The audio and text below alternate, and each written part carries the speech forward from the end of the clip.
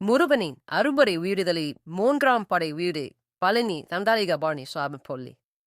தமிழக அரசின் இந்து சமய அறநிலையத்துறை கட்டுப்பாட்டில் இயங்கும் இந்த கோயில் உலக பிரசித்தி பெற்றது. மதுரையிலிருந்து சுமார் 115 கிலோமீட்டர் தொலைவிலும், திண்டுக்கல்லிலிருந்து சுமார் 60 கிலோமீட்டர் தொலைவிலும் அமைந்திருக்கிறது இந்த பழனி திருக்கோயில்.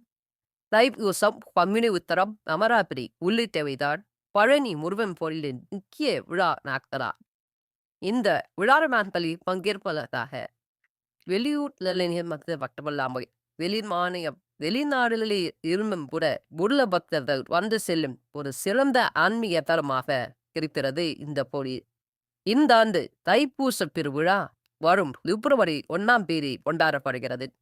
இதையொட்டி தற்போதே முருக பக்தர்கள் பாத யாத்திரையாக பழனித்து வருவதை நாளுக்கு நாள் அதிகரித்து வருகிறது. நத்தம், வேரசந்தூர், ஒட்டன்சத்திரம், செம்பட்டி என திண்டுக்கல் மாவட்டத்தின் பல்வேறு வழித்தடங்கள் வழியே லட்சக்கணக்கான பக்தர்கள் பழனிக்கு பாத யாத்திரையாக வரும் நிலையை அவர்களுக்கு நெடுஞ்சாலை ஒட்டிய அந்த அந்துமுறங்கள், குடிநீர் உள்ளிட்ட அடிப்படை தேவைகளை மாவட்ட நிர்வாகம் அரசு துறையும் செய்து வருவது வழக்கம். ஆனால் பக்தர்களின் பாதுகாப்புக்கும் பசியாற்றுதலுக்கும் தேவையான சின்ன சின்ன விஷயங்கள் கூட இந்த ஆண்டு செய்யவில்லை என்ற ஆதங்கத்தை பல்வேறு தரப்பினரும் தெரிவித்திருக்கின்றனர்.